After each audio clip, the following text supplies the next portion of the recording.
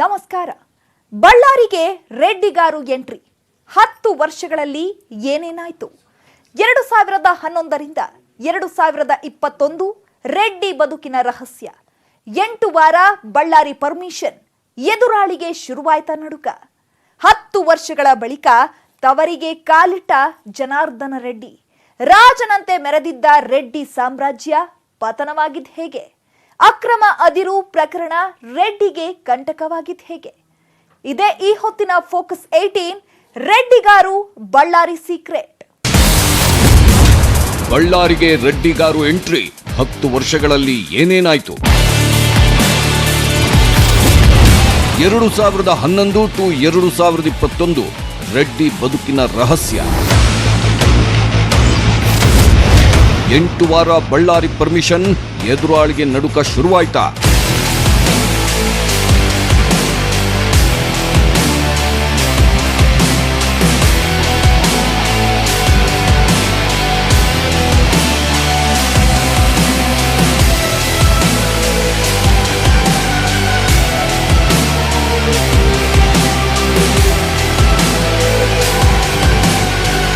ಗಾಲಿ ಜನಾರ್ದನ್ ರೆಡ್ಡಿ ಒಂದಾನೊಂದು ಕಾಲದಲ್ಲಿ ಇಡೀ ಬಳ್ಳಾರಿಯನ್ನೇ ಆಳಿದ್ದ ಗಣಿಧಣಿ.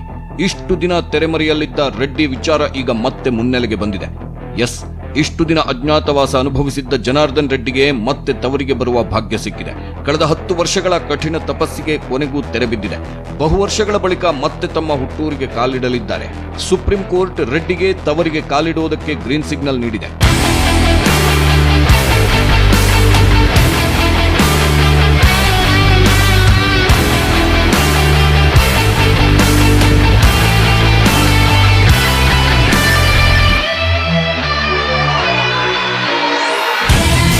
ಹುಟ್ಟೂರು ಅಂದ್ರೆ ಯಾರಿಗ್ ತಾನೇ ಇಷ್ಟ ಆಗಲ್ಲ ಹೇಳಿ. ಅಲ್ಲಿ ಆಡಿ ಬೆಳೆದ ಅದೆಷ್ಟೋ ನೆನಪುಗಳು ನಮ್ಮನ್ನ ಯಾವಾಗಲೂ ಕಾಡ್ತಾ ಇರುತ್ತೆ. ಯಾವುದೇ ಊರಿನಲ್ಲಿದ್ರೂ ಊರಿಗೆ ಬರೋ ಸಂಭ್ರಮವೇ ಬೇರೆ. ಹುಟ್ಟೂರಿನ ನೆನಪುಗಳು ಬಿಟ್ಟರೂ ಬಿಡನೆಂಬಂತೆ ಎಲ್ಲರಲ್ಲೂ ಇರುತ್ತೆ. ನಿಮಗೆ ಹುಟ್ಟೂರಿಗೆ ಹೋಗಬಾರದು ಅಂತ ಕೋರ್ಟ್ ಆದೇಶಿಸಿದ್ರೆ ಯಾರಿಗ್ ತಾನೇ ನೋವಾಗಲ್ಲ ಹೇಳಿ. ಆ ನೋವನ್ನ ಅನುಭವಿಸಿದವರಿಗೆ ಮಾತ್ರ ಗೊತ್ತು. ಇಷ್ಟು ವರ್ಷ ಜನಾರ್ದನ್ ರೆಡ್ಡಿಗೂ ಆಗಿದ್ದು ಅದೇ ಅನುಭವ. ಕೋಟಿ ಕೋಟಿ ಹಣವಿದ್ರೂ ಗಾಲಿ ರೆಡ್ಡಿಗೆ ತನ್ನ ಊರಿಗೆ ಕಾಲಿಡುವ ಭಾಗ್ಯ ಸಿಕ್ಕಿರಲಿಲ್ಲ. ಆದರೆ ಈಗ ಸುದೀರ್ಘ ಕಾನೂನು ಹೋರಾಟದ ಬಳಿಕ ರೆಡ್ಡಿಗೆ ಬಿಗ್ ರಿಲೀಫ್ ಸಿಕ್ಕಿದೆ. ತಾನು ಹುಟ್ಟಿ ಬೆಳೆದ ಊರನ್ನ ನೋಡುವ ಭಾಗ್ಯ ಸಿಕ್ಕಿದೆ. ದಿನಗಳಿಗೆ ಸಿಕ್ಕಿದ್ದ ಅನುಮತಿ ತಿಂಗಳುಗಳ ಕಾಲ ವಿಸ್ತಾರವಾಗಿದೆ.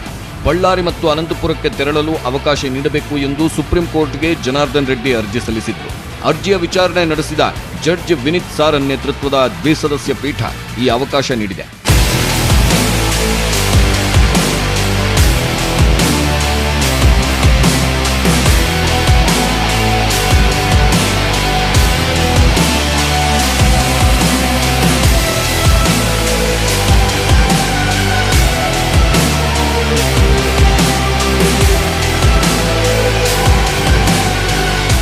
ರೆಡ್ಡಿಗಾರು ಗಣಿನಾಡಿಗೆ ಕಾಲಿಡುತ್ತಿದ್ದು 10 ವರ್ಷಗಳಲ್ಲಿ ಏನೇನಾಯ್ತು? 2011ರಿಂದ 2021 ರೆಡ್ಡಿ ಬದುಕಿನ ರಹಸ್ಯ ಹೇಗಿತ್ತು ಗೊತ್ತಾ? 8 ವಾರ ಬಳ್ಳಾರಿಗೆ ಬರಲು ಪರ್ಮಿಷನ್ ಸಿಕ್ಕಿದ್ದು ಎದುರಾಳಿಗಳಲ್ಲಿ ನಡುಕ ಶುರುವಾಗಿದೆಯಾ ಅನ್ನೋ ಪ್ರಶ್ನೆ ಹುಟ್ಟಿದೆ. ಒಂದಾನೊಂದು ಕಾಲದಲ್ಲಿ ಬಳ್ಳಾರಿಯಲ್ಲಿ ರಾಜನಂತೆ ಮೆರೆದಿದ್ದ ಜನಾರ್ದನ್ ರೆಡ್ಡಿ ಜೈಲುವಾಸವನ್ನು ಕೂಡ ಅನುಭವಿಸಿದ್ದಾರೆ. ಬಂಗಾರದ ತಟ್ಟೆಯಲ್ಲಿಯೇ ತಿನ್ನುತ್ತಿದ್ದ ರೆಡ್ಡಿಗೆ ಕಾರಾಗೃಹದಲ್ಲಿ ಅಲ್ಯೂಮಿನಿಯಂ ತಟ್ಟೆಯಲ್ಲೂ ಅನ್ನ ತಿಂದ ಕಹಿ ಅನುಭವವೂ ಇದೆ. ಯಾವ ಗಣಿ ಜನಾರ್ದನ್ ರೆಡ್ಡಿಯನ್ನ ಕೋಟ್ಯಾಧಿಪತಿಯನ್ನಾಗಿ ಮಾಡಿತ್ತೋ ಅದೇ ಗಣಿಯೇ ಅವರನ್ನು ಜೈಲಿಗೂ ತಳ್ಳಿತು. ಯಾವ ಗಣಿ ರೆಡ್ಡಿಗೆ ರಾಜವೈಭೋಗ ನೀಡಿತ್ತೋ ಅದೇ ಗಣಿ ಅವರನ್ನ ಖೈದಿಯನ್ನಾಗೂ ಮಾಡಿತು. ಅದೇ ಅಕ್ರಮ ಗಣಿಗಾರಿಕೆಯೇ ರೆಡ್ಡಿ ಕೊರಳಿಗೆ ಉರುಳಾಗಿತ್ತು. ಬರೋಬ್ಬರಿ 1 ದಶಕಗಳ ಕಾಲ ತನ್ನ ಊರಿಗೆ ಕಾಲಿಡದಂತೆ ಮಾಡಿತ್ತು ಈ ಅಕ್ರಮ ಗಣಿಗಾರಿಕೆ.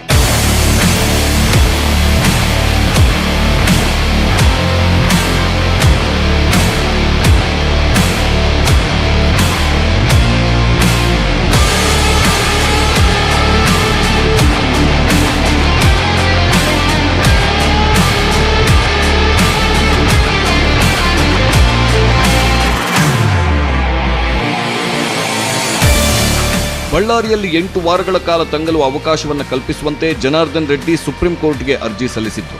ಅದರಂತೆಯೇ 8 ವಾರಗಳ ಕಾಲ ಬಳ್ಳಾರಿಯಲ್ಲೇ ರೆಡ್ಡಿ ಉಳಿಯಬಹುದು ಎಂದು ಸುಪ್ರೀಂ ಕೋರ್ಟ್ ಆದೇಶಿಸಿದೆ. ಆದರೆ ಬಳ್ಳಾರಿಗೆ ಹೋಗುವಾಗ ಅಲ್ಲಿಂದ ವಾಪಸ್ ಬರುವಾಗ ಜಿಲ್ಲಾ ಪೊಲೀಸ್ ವರಿಷ್ಠಾಧಿಕಾರಿಗಳಿಗೆ ತಿಳಿಸುವಂತೆಯೂ ಸೂಚಿಸಲಾಗಿದೆ. ಈ ಬಗ್ಗೆ ಬಳ್ಳಾರಿ ಎಸ್ಪಿ ಸೈದುಲು ಅಡಾವತ್ ಪ್ರತಿಕ್ರಿಯಿಸಿದ್ದಾರೆ. You can stay in Ballari for 8 weeks. Continuously. Yes, continuously.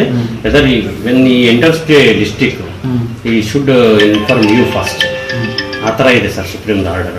ಅದೇ ಟಿವಿನಲ್ಲಿ ಬರ್ತಾ ಇದೆ, ಅದು ರೈಟಿಂಗ್ ನಲ್ಲಿ ಅದು ಕರೆಕ್ಟ್ ಆಗಿ ನಮಗೆ ಆರ್ಡರ್ ಬರುತ್ತೆ. ಅವ್ರು ಯಾವ ಡೇಟ್ಗೆ ಬರ್ತಾರೆ, ಯಾವ ರೀತಿನಲ್ಲಿ ಇರೋದಂತ ಸುಪ್ರೀಂ ಕೋರ್ಟ್ ಅವರು ಯಾವ ರೀತಿ ಆರ್ಡರ್ ಕೊಟ್ಟಿದ್ದಾರೆ ಅದರಲ್ಲಿ ಕಡ್ಡಾಯವಾಗಿ ನಾವು ಅದನ್ನು ಪಾಲನೆ ಮಾಡ್ತೀವಿ. So whatever can be taken that will do. Janardhan ರೆಡ್ಡಿಗೆ ಕೋರ್ಟ್ ಬಳ್ಳಾರಿ ಭೇಟಿಗೆ ಅವಕಾಶ ಕೊಟ್ಟ ಬೆನ್ನಲ್ಲೇ ಅವರ ಕುಟುಂಬದಲ್ಲಿ, ಕಾರ್ಯಕರ್ತರಲ್ಲಿ ಸಂತೋಷ, ಸಂಭ್ರಮ ಮನೆ ಮಾಡಿದೆ. ಜೊತೆಗೆ ರೆಡ್ಡಿ ಸ್ವಾಗತಕ್ಕೆ ಬೆಂಬಲಿಗರ ತಯಾರಿ ಸಹ ನಡೆಯುತ್ತಿದೆ. ಈ ಬಗ್ಗೆ ಜನಾರ್ದನ್ ರೆಡ್ಡಿ ಸಹೋದರ ಸೋಮಶೇಖರ್ ರೆಡ್ಡಿ ರಿಯಾಕ್ಟ್ ಮಾಡಿದ್ದು, ಕೋರ್ಟ್ ಅನುಮತಿ ನೀಡಿದ್ದು ನಮಗೆಲ್ಲ ಸಂತೋಷ ಕೊಟ್ಟಿದೆ. ನಮ್ಮ ಬೇಡಿಕೆ ನ್ಯಾಯಸಮ್ಮತವಾಗಿದ್ದರಿಂದ ಸುಪ್ರೀಂ ಕೋರ್ಟ್ ನಮ್ಮ ಮನವಿಗೆ ಮನ್ನಣೆ ನೀಡಿದೆ ಅಂತ. ಯಾವಾಗಲೂ ಕೂಡ ನ್ಯಾಯ ದೇವತೆಗೆ ಬಹಳಷ್ಟು ಬೆಲೆ ಕೊಟ್ಟು ಬ್ರದರ್ಸ್ ನಾವೆಲ್ಲರೂ ಕಂಟಿನ್ಯೂಸ್ ಆಗಿ ನಾವು ಬೆಳ್ಕೊಂಡು ಬರ್ತೀವಿ. ಪೊಲೀಸ್ ಮಕ್ಕಳಾಗಿ ನಾವು ಕ್ಯಾಮ್ರಾ ಸರ್ ಹಂಗಾಗಿ ದೇವ್ರ ದಯದಿಂದ ಇವತ್ತು ತಮ್ಮನಿಗೆ ಒಂದು ಅವಕಾಶ ಸಿಕ್ಕಿದೆ ಬಳ್ಳಾರಿ ಬರಲಿಕ್ಕೆ. ಬಂದು ನಮ್ಮೆಲ್ಲರ ಜೊತೆಗೆ, ಕುಟುಂಬದ ಜೊತೆಗೆ ಎಲ್ಲರ ಜೊತೆಗೆ ಇರಬೇಕು ಅಂತ ಒಂದು ಆಸೆಯಿಂದ ಅವ್ನು ಬರ್ತಾ ಇದ್ದೇನೆ. ಹಾಗಾಗಿ ದೇವರು ಒಳ್ಳೇದು ಮಾಡ್ತಾನೆ ಅಂತ ನಾನು ಸಂಕಷ್ಟ ಇಲ್ಲ ಅಂತಂದರೆ ಬಹಳ ಕಷ್ಟ, ನಮಗೂ ಕಷ್ಟ, ಎಲ್ಲರಿಗೂ ಕಷ್ಟ. ಹಾಗಾಗಿ ಕಾರ್ಯಕರ್ತರು ಉತ್ಸಾಹದಲ್ಲಿದ್ದಾರೆ. ಅವ್ನು ಬಂದ ಮೇಲೆ ಮಾತಾಡಿ ಎಲ್ಲ ಸರ್ ಚಟುವಟಿಕೆ ಏನಿದೆ. ತುಂಬ ಖುಷಿ ನನಗಂತೂ. ಅವ್ರನ್ನ ತುಂಬ ಮಿಸ್ ಆಗ್ತಾ ಇದ್ವಿ ಇಲ್ಲಿ ಬಳ್ಳಾರಿನಲ್ಲಿ. ಇರಲಿಲ್ಲಲ್ಲ, ಅವರೊಬ್ಬರೇ ಇರಲಿಲ್ಲ. ಇವಾಗ ಅವರು ಬರ್ತಾ ಇದ್ದಾರೆ, ನಾವು ಫ್ಯಾಮಿಲಿ ಎಲ್ಲ ಜೊತೆಯಾಗಿ ಚೆನ್ನಾಗಿರುತ್ತೆ. ಇವಾಗ ಎಲ್ಲರ ಜೊತೆ ಮಾತಾಡ್ತಾ ಇದ್ದೆ. ನಮ್ಮಮ್ಮ, ನಮ್ಮ ಅಣ್ಣನೂ ಬಂದಿದ್ದಲ್ಲ, ಅವ್ರ ಜೊತೆ ಎಲ್ಲರೂ ಖುಷಿಯಾಗಿದ್ದಾರೆ. ಅದು ಬಗ್ಗೆ ನನಗೆ ಗೊತ್ತಿಲ್ಲ, ನೋಡೋಣ ಬರಲಿ ಫಸ್ಟ್ ಅವರು. ಅಂದ್ರೆ ಸ್ಟೇಟ್ ಸರ್ಕಾರ ಇಲ್ಲಿಂದನೇ ಅಲ್ಲ, ಅದು 2008ನಲ್ಲಿ ಅದ್ರ ಬಗ್ಗೆ ಎಲ್ಲರಿಗೂ ಗೊತ್ತಿರೋದೆ. ಅದು ಇವಾಗ ನೋಡೋಣ. ಇನ್ನು ಜನಾರ್ದನ್ ರೆಡ್ಡಿ ಸ್ನೇಹಿತ ಸಾರಿಗೆ ಸಚಿವ ಶ್ರೀರಾಮುಲು ಪ್ರತಿಕ್ರಿಯಿಸಿ, ಕೋರ್ಟ್ ತೀರ್ಪು ಸ್ವಾಗತಾರ್ಹ. ರಾಜಕೀಯ ಅಥವಾ ಬಿಸ್ನೆಸ್ ಏನು ಮಾಡ್ತಾರೋ ಅವರೇ ಬಂದು ಹೇಳಬೇಕು. ಆದರೆ ಸದ್ಯಕ್ಕೆ ಅವರು ಬಳ್ಳಾರಿಗೆ ಬರ್ತಾ ಇರೋದು ಸಂತಸ ತಂದಿದೆ ಅಂತ. ಅದು ವಿಚಾರದಲ್ಲಿ ಉಲ್ಲೇಖನೆ ಮಾಡೋಕ್ಕೆ ಹೋಗಲ್ಲ, ಯಾಕಂದರೆ ಅದು ಏನೆಲ್ಲ ರಾಜಕಾರಣ, ಅದು ಬಿಸ್ನೆಸ್ಸು, ಅದೆಲ್ಲ ಕೂಡ ಅವ್ರನ್ನ ಮಾತಾಡಿ ತಿಳ್ಕೊಬೇಕಾಗುತ್ತೆ. ನಂತರ ಬೇರೆ ಬೇರೆ ಪೊಲಿಟಿಕಲ್ ಆ್ಯಕ್ಟಿವಿಟೀಸ್ ಅಂದರೆ ಪಾರ್ಟಿ ತೀರ್ಮಾನ ತಗೋಬೇಕಾಗುತ್ತೆ. ಹಾಗಾಗಿ ಕೋರ್ಟ್ ಏನೇ ತೀರ್ಮಾನ ತೊಗೊಂಡ್ರೆ ಅದು ಒಳ್ಳೆಯ ತೀರ್ಮಾನ. ಕೋರ್ಟ್ ತೊಗೊಂಡಂಥ ತೀರ್ಮಾನಕ್ಕೆ ನಾವೆಲ್ಲರಿಗೂ ಬದ್ಧರಾಗಿರಬೇಕಾಗುತ್ತೆ.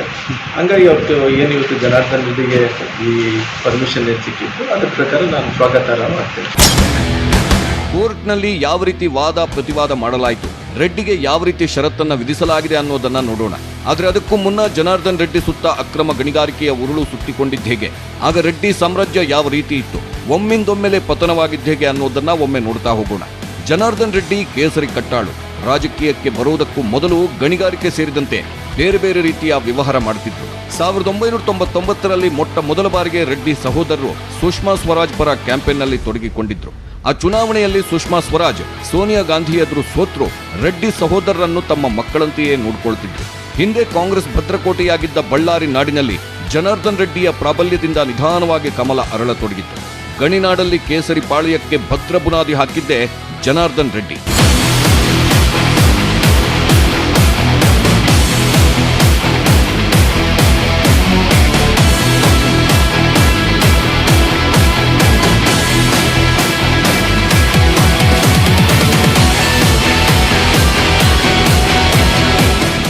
ರೆಡ್ಡಿ ಜನರ ಚುನಾವಣೆ ಎದುರಿಸದೆ ನೇರವಾಗಿ ವಿಧಾನ ಪರಿಷತ್ ಸದಸ್ಯರಾಗಿ, ಪ್ರವಾಸೋದ್ಯಮ ಸಚಿವರಾಗಿ ಇಡೀ ರಾಜ್ಯಕ್ಕೆ ಚಿರಪರಿಚಿತರಾದರು. ದಕ್ಷಿಣ ಭಾರತದಲ್ಲಿಯೇ ಕರ್ನಾಟಕ ಬಿಜೆಪಿಯ ಹೆಬ್ಬಾಗಿಲು ತೆಗೆಯಲು ರೆಡ್ಡಿ ಸಹೋದರರ ಗಣಿಹಣವೇ ಕಾರಣ. ಆಪರೇಷನ್ ಕಮಲದ ಮೂಲಕ ಭಾರತೀಯ ಜನತಾ ಪಾರ್ಟಿಯನ್ನ ಮೊದಲ ಬಾರಿಗೆ ಅಧಿಕಾರದ ಉತ್ತುಂಗಕ್ಕೆ ಏರಿಸಿದ್ರು ಜನಾರ್ದನ್ ರೆಡ್ಡಿ.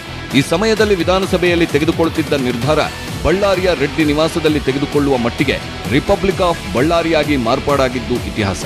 ಜನಾರ್ದನ್ ರೆಡ್ಡಿಯ ಇಡೀ ಬಂಗಲೆಯೇ ಬಂಗಾರಮಯವಾಗಿತ್ತು. ಬಂಗಾರದ ಚಮಚದಿಂದ ಹಿಡಿದು ಹಾಕುವ ಬಟ್ಟೆ, ಮಲಗುವ ಮಂಚ ಕೂಡ ಬಂಗಾರದಿಂದಲೇ ಕೂಡಿತ್ತು. ರೆಡ್ಡಿ ಯಾವ ಮಟ್ಟಿಗೆ ಶ್ರೀಮಂತರಾಗಿದ್ರು ಅಂದ್ರೆ ಬೆಳಿಗ್ಗೆ ತಿಂಡಿಗೆ ಬೆಂಗಳೂರಿನಿಂದ ಬಳ್ಳಾರಿಗೆ ಹೆಲಿಕಾಪ್ಟರ್ನಲ್ಲಿ ಬರ್ತಿದ್ರು ಅನ್ನೋ ಮಾತು ಕೂಡ ಇತ್ತು. ಆ ಮಟ್ಟಿಗೆ ರೆಡ್ಡಿ ಆಗರ್ಭ ಶ್ರೀಮಂತರಾಗಿತ್ತು.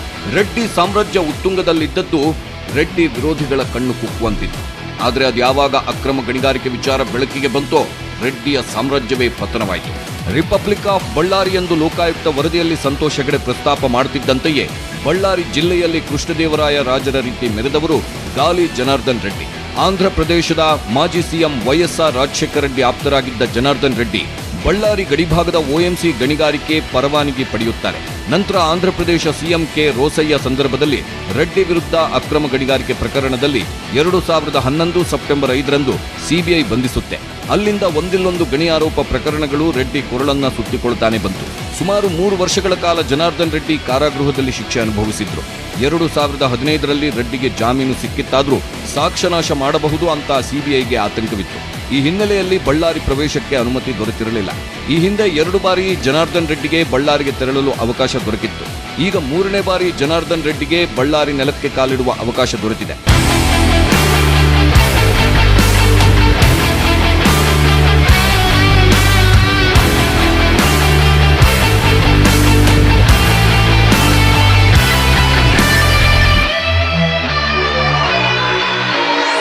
ಪುತ್ರಿಯ ಮದುವೆ ಸಮಯದಲ್ಲಿ ಕೆಲವು ದಿನಗಳ ಅವಕಾಶ ಸಿಕ್ಕಿತ್ತು. ನಂತರ 2019ರಲ್ಲಿ ಜೂನ್ನಲ್ಲಿ ಮಾವನ ಆರೋಗ್ಯದ ಕಾರಣಕ್ಕೆ 2 ವಾರ ಇದ್ದು ಹೋಗಿದ್ರು. ಈ ಬಾರಿ ಜಾಮೀನಿನ ನಿಯಮಗಳನ್ನು ಸಡಿಲಗೊಳಿಸಿ 8 ವಾರಗಳ ಕಾಲ ಬಳ್ಳಾರಿಯಲ್ಲಿ ಇರಲು ಅವಕಾಶ ದೊರೆತಿದೆ. ಜನಾರ್ದನ್ ರೆಡ್ಡಿ ಸಲ್ಲಿಸಿದ್ದ ಅರ್ಜಿಗೆ ಸಿಬಿಐ ಪರ ಹೆಚ್ಚುವರಿ ಸಾಲಿಸಿಟರ್ ಜನರಲ್ ಮಾಧವಿ ದಿವಾನ್ ವಿರೋಧ ವ್ಯಕ್ತಪಡಿಸಿದ್ರು. ರೆಡ್ಡಿ ಜಾಮೀನು ಅರ್ಜಿ ವಿಚಾರವಾಗಿ ಸಿಬಿಐ ಪರ ವಕೀಲರು ಹಾಗೂ ರೆಡ್ಡಿ ಪರ ಹಿರಿಯ ವಕೀಲ ಮುಕುಲ್ ರೋಹ್ಟಗಿ ನಡುವೆ ಯಾವ ರೀತಿ ವಾದ ಪ್ರತಿವಾದಗಳಾಯಿತು ಅನ್ನೋದನ್ನ ಒಮ್ಮೆ ನೋಡೋಣ. ಬಳ್ಳಾರಿಯಲ್ಲಿ ಗಣಿ ಪ್ರಕರಣದ 47 ಸಾಕ್ಷಿಗಳಿದ್ದಾರೆ. 47 ಜನರು ಬಳ್ಳಾರಿಯ ಸ್ಥಳೀಯ ವ್ಯಕ್ತಿಗಳು. ರೆಡ್ಡಿ ಬಳ್ಳಾರಿಗೆ ತೆರಳಿದ್ರೆ ಸಾಕ್ಷಿಗಳ ಮೇಲೆ ಪರಿಣಾಮ ಬೀರುತ್ತೆ. ಸಾಕ್ಷಿಗಳು ಪ್ರತಿಕೂಲ ಸಾಕ್ಷಿಗಳಾಗಿ ಬದಲಾದ್ರೆ ಪ್ರಕರಣಕ್ಕೆ ಹಿನ್ನಡೆಯಾಗಬಹುದು. ಈಗಾಗಲೇ ರೆಡ್ಡಿ ಮೇಲೆ ಬೆದರಿಕೆ ಹಾಕಿರೋ ಆರೋಪ ಇದೆ. ಜನಾರ್ದನ ರೆಡ್ಡಿ ಬಳ್ಳಾರಿಗೆ ಭೇಟಿ ನೀಡಿದ್ರೆ ಏನ್ ಬೇಕಾದ್ರೂ ಆಗಬಹುದು. ರೆಡ್ಡಿಯಿಂದ ನಮಗೆ ಜೀವ ಬೆದರಿಕೆ ಇದೆ ಅಂತ ಸಾಕ್ಷಿಗಳ ಪೈಕಿ ಒಬ್ರು ಪತ್ರ ಬರೆದಿದ್ದಾರೆ. ಹೀಗಾಗಿ ರೆಡ್ಡಿಗೆ ಜಾಮೀನು ಕೊಡಬಾರದು. ಜಾಮೀನು ಸಿಕ್ಕ ಮೇಲೆ ರೆಡ್ಡಿ ಸಾಕ್ಷಿಗಳಿಗೆ ಬೆದರಿಕೆ ಹಾಕಿಲ್ಲ. ಬಹುತೇಕ ಬಾರಿ ಬಳ್ಳಾರಿಗೆ ತೆರಳಿದ್ರು ಪ್ರಕರಣದಲ್ಲಿ ಹಸ್ತಕ್ಷೇಪ ಮಾಡಿಲ್ಲ. ಈ ಹಿಂದೆ ಕೋರ್ಟ್ ವಿಧಿಸಿದ್ದ ಷರತ್ತುಗಳನ್ನು ಜನಾರ್ದನ್ ರೆಡ್ಡಿ ಫಾಲೋ ಮಾಡಿದ್ದಾರೆ. ಸಿಬಿಐ ವಾದದಲ್ಲಿ ಯಾವುದೇ ಸತ್ಯಾಂಶವಿಲ್ಲ. ನಾವು 5 ವರ್ಷದಿಂದ ಯಾವುದೇ ಅರ್ಜಿ ಸಲ್ಲಿಸಿಲ್ಲ, ಸಾಕ್ಷ್ಯನಾಶಕ್ಕೆ ಯಾವುದೇ ಪ್ರಯತ್ನ ಮಾಡಿಲ್ಲ. ಈ ಬಾರಿಯೂ ಕೂಡ ಷರತ್ತುಗಳನ್ನು ಪಾಲಿಸಿಯೇ ನನ್ನ ಕಕ್ಷಿದಾರರು ಭೇಟಿ ನೀಡಲಿದ್ದಾರೆ. ವಾದ ಪ್ರತಿವಾದವನ್ನ ಆಲಿಸಿದ ಸಿಬಿಐ ವಿಶೇಷ ಕೋರ್ಟ್ ರೆಡ್ಡಿ ಮಾಡಿದ್ದ ಮನವಿಯನ್ನ ಪುರಸ್ಕರಿಸಿದೆ. ರೆಡ್ಡಿಗೆ ಸುತ್ತಕೊಂಡಿರೋದು ಇದೊಂದೇ ಪ್ರಕರಣವಲ್ಲ, ಇನ್ನೂ ಹಲವು ಪ್ರಕರಣಗಳು ಉರುಳಾಗಿ ಸುತ್ತಿಕೊಂಡಿವೆ. ಇನ್ನು ಜನಾರ್ದನ್ ರೆಡ್ಡಿ ಗಣಿನಾಡಿಗೆ ಕಾಲಿಡ್ತಾ ಇರೋದ್ರಿಂದ ಈಗಾಗಲೇ ವಿರೋಧಿಗಳ ಎದೆಯಲ್ಲಿ ನಡುಕ ಶುರುವಾಗಿದೆ.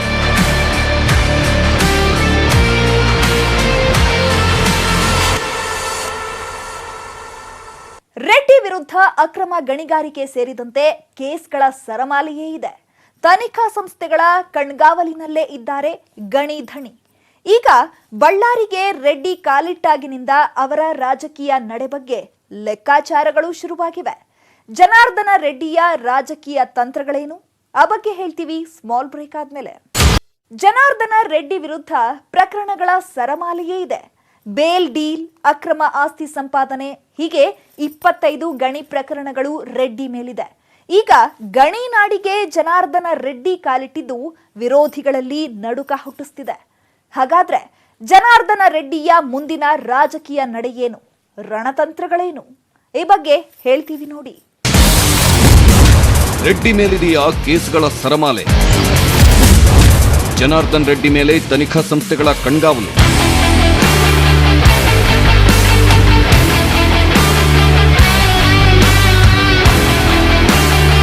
ಜನಾರ್ದನ್ ರೆಡ್ಡಿ ಮೇಲೆ ಅಕ್ರಮ ಗಣಿಗಾರಿಕೆ ಪ್ರಕರಣ ಮಾತ್ರ ಇಲ್ಲ, ಇದರ ಜೊತೆಗೆ ಹಲವು ಪ್ರಕರಣಗಳಲ್ಲಿ ಅವರ ಹೆಸರು ತಳುಕು ಹಾಕೊಂಡಿದೆ. ಮೇಲಿಂದ ಮೇಲೆ ಜೈಲು ಸೇರುವುದು ಇವರಿಗೆ ಸಹಜ ಅನ್ನೋ ರೀತಿಯಲ್ಲಿ ಜೈಲೂಟ ಸವಿದಿದ್ದಾರೆ. ಆಂಬಿಡೆಂಟ್ ವಂಚನೆ ಪ್ರಕರಣದಲ್ಲಿ ರೆಡ್ಡಿ ಮತ್ತೆ ಜೈಲು ಸೇರಿದ್ರು. ಅಷ್ಟಕ್ಕೂ ರೆಡ್ಡಿ ಮೇಲಿರುವ ಪ್ರಕರಣಗಳೆಷ್ಟು ನೋಡೋಣ. ಅಕ್ರಮ ಗಣಿಗಾರಿಕೆ, ಬೇಲ್ ಡೀಲ್, ಬೇಲೆಕೇರಿ ಅದಿರು ನಾಪತ್ತೆ ಪ್ರಕರಣ, ಅಕ್ರಮ ಆಸ್ತಿ ಸಂಪಾದನೆ ಸೇರಿದಂತೆ 25 ಗಣಿ ಪ್ರಕರಣಗಳಲ್ಲಿ ಮಾಜಿ ಸಚಿವ ಜನಾರ್ದನ್ ರೆಡ್ಡಿ ಆರೋಪಿಯಾಗಿದ್ದು, ಮೊದಲ ಬಾರಿ ಸಿಬಿಐನಿಂದ ಬಂಧನವಾಗಿದ್ದ ರೆಡ್ಡಿ 2ನೇ ಬಾರಿ ಎಸ್ಐಟಿಯಿಂದ ಅರೆಸ್ಟ್ ಆಗಿದ್ರು. 3ನೇ ಬಾರಿ ಬೆಂಗಳೂರಿನ ಪೊಲೀಸರು ಆಂಬಿಡೆಂಟ್ ವಂಚನೆ ಪ್ರಕರಣದಲ್ಲಿ ರೆಡ್ಡಿಯನ್ನ ಅಂದರ್ ಮಾಡಿದ್ರು. ಈಗ ಅಕ್ರಮ ಗಣಿಗಾರಿಕೆ ಪ್ರಕರಣದಲ್ಲಿ ಜನಾರ್ದನ್ ರೆಡ್ಡಿಗೆ ಸದ್ಯಕ್ಕೆ ರಿಲೀಫ್ ಸಿಕ್ಕಿದೆ. 2 ತಿಂಗಳುಗಳ ಕಾಲ ಬಳ್ಳಾರಿಯಲ್ಲಿ ತಂಗಬಹುದು ಅಂತ ಆದೇಶ ನೀಡಿದೆ. ಕೋರ್ಟ್ ಅನುಮತಿ ನೀಡಿದ ಬೆನ್ನಲ್ಲೇ 10 ವರ್ಷಗಳಲ್ಲಿ 3ನೇ ಬಾರಿ ತವರು ಜಿಲ್ಲೆಗೆ ರೆಡ್ಡಿ ಬಂದಿದ್ದಾರೆ. ವರಮಹಾಲಕ್ಷ್ಮಿ ಪೂಜೆಯ ದಿನದಂದೇ ಶುಭ ಶುಕ್ರವಾರದಂದೇ ಗಣಿನಾಡಿಗೆ ಕಾಲಿಟ್ಟಿದ್ದಾರೆ ಗಣಿಧಣಿ. ಗಣಿನಾಡಿಗೆ ಆಗಮಿಸಿದ ಗಣಿಧಣಿ ಜನಾರ್ದನ್ ರೆಡ್ಡಿಗೆ ಕುಟುಂಬದಿಂದ ಬೆಂಬಲಿಗರಿಂದ ಅದ್ಧೂರಿ ಸ್ವಾಗತ.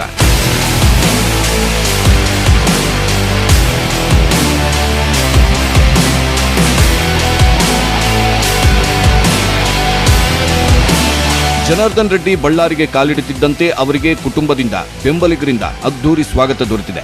ವರಮಹಾಲಕ್ಷ್ಮಿ ಪೂಜೆ ನಿಮಿತ್ತ ಕುಟುಂಬದ ಜೊತೆಗೆ ಅದ್ಧೂರಿ ಪೂಜೆಯಲ್ಲಿ ಭಾಗಿಯಾಗಿದ್ರು ರೆಡ್ಡಿ ಬಳ್ಳಾರಿಗೆ ಕಾಲಿಡುತ್ತಿದ್ದಂತೆ ಅವರ ಬೆಂಬಲಿಗರಲ್ಲಿ ಸಂಭ್ರಮ ಮನೆ ಮಾಡಿದ್ರೆ ಅವರ ವಿರೋಧಿಗಳಲ್ಲಿ ನಡುಕ ಹುಟ್ಟಿದೆ. ತಮ್ಮ ಸ್ನೇಹಿತ ಶ್ರೀರಾಮುಲು ಪರ ಬಳ್ಳಾರಿ ಹೊರಗೆ ಚುನಾವಣೆ ಪ್ರಚಾರದಲ್ಲಿ ತೊಡಗಿದ್ದು ಬಿಟ್ರೆ ಆಲ್ಮೋಸ್ಟ್ ರಾಜಕೀಯ ಜೀವನದಿಂದಲೇ ದೂರ ಸರಿದಿದ್ದಾರೆ. 8 ವಾರಗಳ ಕಾಲ ತವರು ಜಿಲ್ಲೆಯಲ್ಲಿ ತಂಗಬಹುದು ಎಂದು ಸುಪ್ರೀಂ ಕೋರ್ಟ್ ಆದೇಶ ನೀಡಿದ ಬಳಿಕ ಜನಾರ್ದನ್ ರೆಡ್ಡಿ ಬಳ್ಳಾರಿಗೆ ಎಂಟ್ರಿ ಕೊಟ್ಟಿರುವುದು ರಾಜಕೀಯ ವಿರೋಧಿಗಳಲ್ಲಿ ಕಂಪನ ಹುಟ್ಟಿಸಿದೆ. ಮತ್ತೇನಾದ್ರೂ ರೆಡ್ಡಿ ರಾಜಕೀಯ ಅಖಾಡಕ್ಕೆ ಧುಮುಕ್ತಾರಾ ಅನ್ನೋ ಆತಂಕ ವೈರಿಗಳಲ್ಲಿ ಮನೆ ಮಾಡಿದೆ. ರೆಡ್ಡಿ ಎಂಟ್ರಿಯಿಂದ ವೈರಿಗಳಲ್ಲಿ ಶುರುವಾಯ್ತಾ ನಡುಕ. 2023ರ ಚುನಾವಣೆಯಲ್ಲಿ ಜನಾರ್ದನ್ ರೆಡ್ಡಿ ಸ್ಪರ್ಧಿಸ್ತಾರೆ.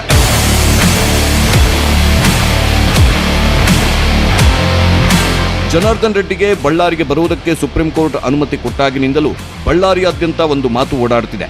ಇದೇ 2023ರ ವಿಧಾನಸಭಾ ಚುನಾವಣೆಯಲ್ಲಿ ಜನಾರ್ದನ್ ರೆಡ್ಡಿ ಸ್ಪರ್ಧಿಸಲಿದ್ದಾರೆ ಅಂತ.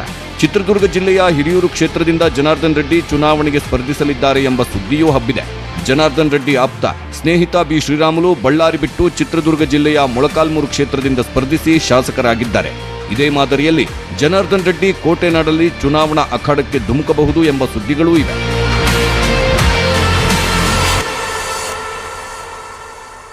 ದಶಕಗಳ ಕಾಲ ತವರಿನ ಮುಖವನ್ನೇ ನೋಡಿರದ ಜನಾರ್ದನ ರೆಡ್ಡಿ ಈಗ ಮತ್ತೆ ಮರಳಿದ್ದಾರೆ. ಕುಟುಂಬದೊಂದಿಗೆ ಸಂತೋಷದ ಸಮಯ ಕಳೆದಿದ್ದಾರೆ. ಇದಾಗಿತ್ತು ಈ ಹೊತ್ತಿನ ಫೋಕಸ್ 18.